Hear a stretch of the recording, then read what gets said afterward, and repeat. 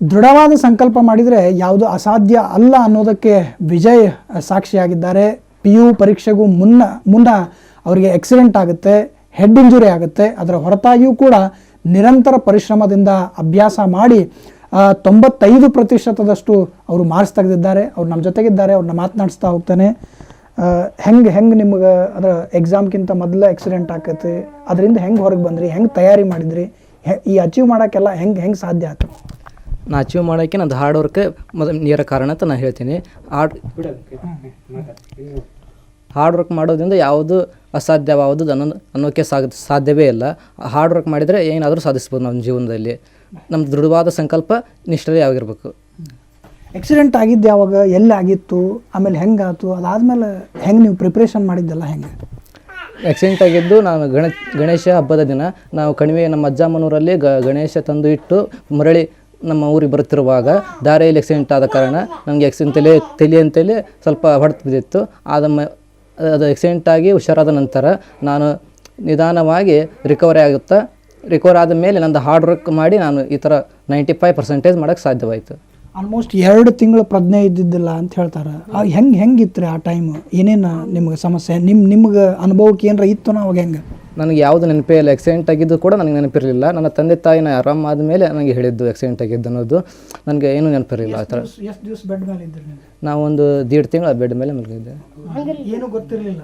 ಏನು ಗೊತ್ತಿತ್ತು, ಆದರೆ ನನಗೆ ಇದನ್ನೇ ಮಾಡಿದ್ದೆ ನೆನಪಿರಲಿಲ್ಲ, ಯಾವುದೂ ನೆನಪಿರಲಿಲ್ಲ.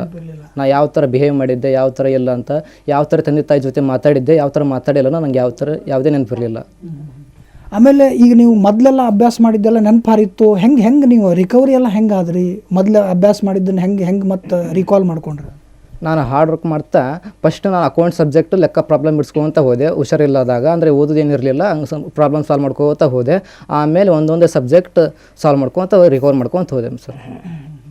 ಮುಂದೆ ಹೆಂಗೆಲ್ಲ ಅಭ್ಯಾಸ ಎಲ್ಲ ಯಾವ ರೀತಿ ಮಾಡ್ಕೊತ ಹೋದ್ರಿ? ಮತ್ತು ಟೀಚರ್ಸ್ ಗೈಡೆನ್ಸ್ ಎಲ್ಲ ಹೆಂಗೆ ಸಿಕ್ತು? ಟೀಚರ್ ಗೈಡೆನ್ಸ್ ಎಲ್ಲ ಬೆಸ್ಟ್ ಇತ್ತು. ಆಮೇಲೆ ನಂದೇನು ತಪ್ಪಿತ್ತು, ನಾ ಏನು ಬಿಟ್ಟು ಓದಿದ್ದೆಲ್ಲ ಅದನ್ನೆಲ್ಲ ನಂಗೆ ಟೀಚರ್ ಈ ಥರ ಓದು, ಈ ಥರ ಇಲ್ಲ, ಈ ಥರ ಓದಿದ್ರೆ ನೀನು ಚೆನ್ನಾಗಿ ಓದ್ತೀಯ, ಹೊಳ್ಳಿ ಬ್ಯಾಕಪ್ ಆಗ್ತೀನಿ ಅಂದ್ರೆ ಕಮ್ ಬ್ಯಾಕ್ ಮಾಡ್ತೀನಿ ಒಂದು ಫಸ್ಟ್ ಇರ್ತಾರೆ ಅಂತ ಹೇಳೆಲ್ಲ ಹೇಳಿದರು ನನಗೆ.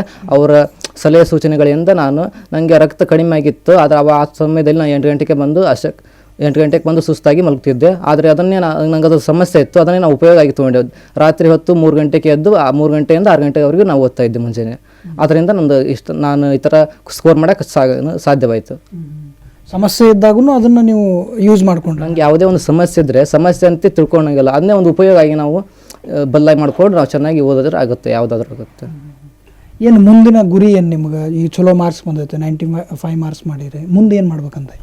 ಮುಂದೆ ನಾನು ಚೆನ್ನಾಗಿ ಓದಿ ಲಾಂಗ್ ಟರ್ಮ್ ಆಗಿ ಓದೋಕ್ಕೆ ನನಗೆ ಇಷ್ಟ ಇಲ್ಲ. ಯಾಕಂದರೆ ನಮ್ಮದು ಮನೆಯದ ಪರಿಸ್ಥಿತಿ ಎಲ್ಲ ನೋಡ್ಕೊಂಡು ನಾವು ಓದಬೇಕಾಗಿದ್ದರಿಂದ ನಾವು ಉದ್ದಕ್ಕಾಗಿ ಕಲಿತಾ ಹೋಗೋದಿಲ್ಲ. ಮುಂದೆ ನಾನು BCA ಮಾಡಿ ಯಾವ್ದಾದ್ರು ಕ್ಯಾಂಪಸ್ ಸೆಲೆಕ್ಷನ್ ಆದರೆ ಅದು ಮಾಡ್ತೀನಿ, ಇಲ್ಲ ಕಾಂಪಿಟೇಟಿವ್ ಎಕ್ಸಾಮ್ ಪ್ರಿಪೇರ್ ಆಗ್ತೀನಿ ನಾನು. ಕಾಂಪಿಟೇಟಿವ್ ಎಕ್ಸಾಮ್ ಅಂದರೆ ಏನು ಗುರಿ ಇಟ್ಕೊಂಡಿರಿ? PSI ಮತ್ತು SP ಆ ಥರ ಓದ್ತೀನಿ. ಮತ್ತು ಇದಕ್ಕೆ ಬ್ಯಾಂಕ್ ಮ್ಯಾನೇಜರ್ ಆದರೂ ಮಾಡ್ತೀನಿ. ಅಮ್ಮ, ಹೆಂಗಿತ್ತು ನಿಮ್ಮದು ಪರಿಸ್ಥಿತಿ ಆವಾಗ? ಮಗ ಆಕ್ಸಿಡೆಂಟ್ ಆಗಿತ್ತು, ಒಬ್ಬನ ಮಗ ಓದೋ ಬೇರೆ. ಈಗ ಹೆಂಗಿತ್ತು ನಿಮ್ದು? ಮುಂದೆ ಓದ್ತಾನೋ ಇಲ್ಲ ಅಂತ ಹೆಂಗೆ ಅನಿಸುತ್ತೆ ನಿಮ್ಗೆ ಅವ್ನು ನೋಡಿದಾಗ? ಹೆದರಿಕೆ ಬರ್ತಿತ್ತು ರೀ. ಅವಾಗ ಬೇರೆ ಇದ್ನ ರೀ, ಈಗ ಬೇರೆ ಅದನ್ರಿ. ಅವ ಏನು ಮಾತಾಡ್ತಾನೆ ಅನ್ನೋದ ಪ್ರಜ್ಞೆ ಇದ್ದಿದ್ದಿಲ್ಲ ರೀ ಅವಾಗ. ನಾವು ಹೇಳಿದ್ದ ಅಪೋಸಿಟ್ ರೀ, ನಮ್ಮ ಅಪ್ಪರ ಮಾತು ಒಬ್ಬಂದ ಕೇಳ್ತಿದ್ನ ರೀ. ಅವ್ರು ಹೇಳಿದ್ದ ಇದ್ದು ರೀ ಅವ. ಹಂಗಾಗಿ ಸ್ವಲ್ಪ ಆಲ್ಮೋಸ್ಟ್ 1 ತಿಂಗಳಂತರೂ ಏನು ಅವ್ಗೆ ಗೊತ್ತಾಗ್ತಿದ್ದಿಲ್ಲ? ಇಲ್ರಿ, ಅವ್ಗೆ ಏನು ಮಾತಾಡ್ತೇನೆ ಅನ್ನೋದು ಗೊತ್ತಿದ್ದಿಲ್ಲ, ನನಗೆ ಏನಾಗೈತೆ ಅನ್ನೋದ ಇದ್ದಿದ್ದಿಲ್ಲ ರೀ ಅವಂಗೆ. ಅಂದ್ರೆ ಭಾಳ ಕಷ್ಟ ಇತ್ತು ಆ ಟೈಮಿಗೆ ನಿಮ್ಗೆ? ಹಂಗಂದ್ರೆ ಅವ್ನು ನೋಡಿ ಜಗ ಕಷ್ಟ ಆಕೈತ್ರಿ. ಎಲ್ಲಾರ ಹೊರಗೆ ಬಿಡಬೇಡ, ಪ್ಯಾನಿಂಗ್ ಗಾಳಿ ಅದು ಏನು ಹಾಕ್ಬೇಡ ಅಂದಿದ್ರಿ ಅವಂಗ. ಅವ್ನು ಹಿಡಿಬೇಕಾದ್ರೆ ನಮ್ಮ ತಮ್ಮಾರು ನಮ್ಮ ಅಪ್ಪಾರು ಜಗ್ಗ ಕಷ್ಟಪಟ್ಟಾರಿ ಆ ಟೈಮ್ನಾಗ. ನಾವು ಈ ಊರಾಗ ಇದ್ದಿದ್ದಿಲ್ರಿ, ತವ್ರ ಮನ್ಯಾಗ ನಮ್ದೆಲ್ಲ ರೀ. ಇವಂದು 10th ಎಜುಕೇಶನ್ ಅಲ್ಲೇ ಮುಗಿಸ್ಕೊಂಡು ಬಂದೇವ್ರಿ. ಈಗ 2 ವರ್ಷ ಆತ್ರಿ ಅವ ಇಲ್ಲಿ ಬಂದು. ನಮ್ಮ ಅಪ್ಪಾರ ಅವನ್ನ ಇದನ್ನ ಮಾಡ್ಸ್ಯಾರ, ಇಷ್ಟು ದಿನ ಕಲ್ಸ್ಯಾರ.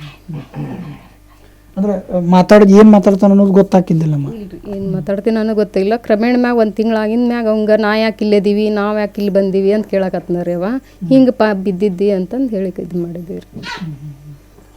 ಆಮೇಲೆ ಆವಾಗ ಒಟ್ಟ ಪ್ರಜ್ಞೆ ಇರ್ತಿದ್ದಿಲ್ಲ ಅಂತ ಹೇಳಿದ್ರಿ.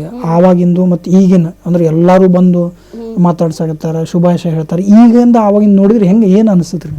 ಆವಾಗಿಲ್ದ ಸ್ವಲ್ಪ ಕಷ್ಟ ಆಗೈತ್ರಿ, ಈಗ ಖುಷಿ ಆಗೈತ್ರಿ. ಈಗಲ್ಕ ಆವಾಗಲ್ಕ ನೋಡಕ್ರಿ ಚೇಂಜ್ ಆದ್ನೆಲ್ಲ ಇದು ಇಂಪಾರ್ಟೆಂಟ್ ರೀ. ಈಗ ಚೇಂಜ್ ಆಗೋದು ಅಷ್ಟೇ ಅಲ್ಲಮ್ಮ, ಎಲ್ಲರೂ ತಿರುಗಿ ನೋಡಂಗೆ ಚೇಂಜ್ ತಿರುಗಿ ನೋಡಂಗ ಚೇಂಜ್ ಆಗ್ಯಾನ್ರಿ. ಇದಕ್ಕೆಲ್ಲ ನಮ್ಮ ಅಪ್ಪನ ಕಾರಣ ರೀ.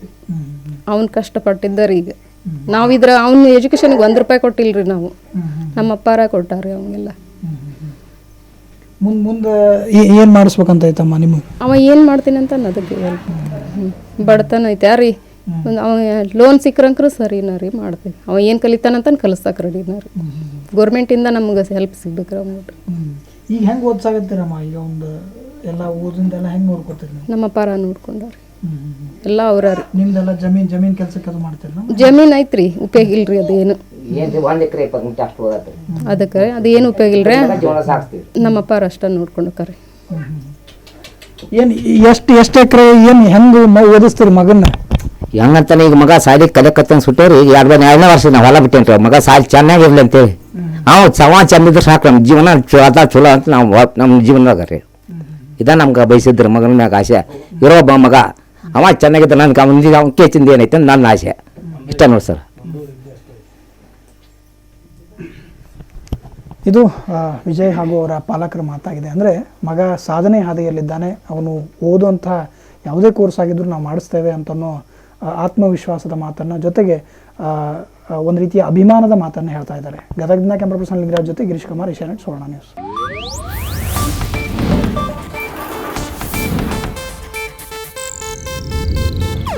ಇದು ಏಷ್ಯಾನೆಟ್ ನ್ಯೂಸ್ ನೆಟ್ವರ್ಕ್ ಪ್ರಸ್ತುತಿ.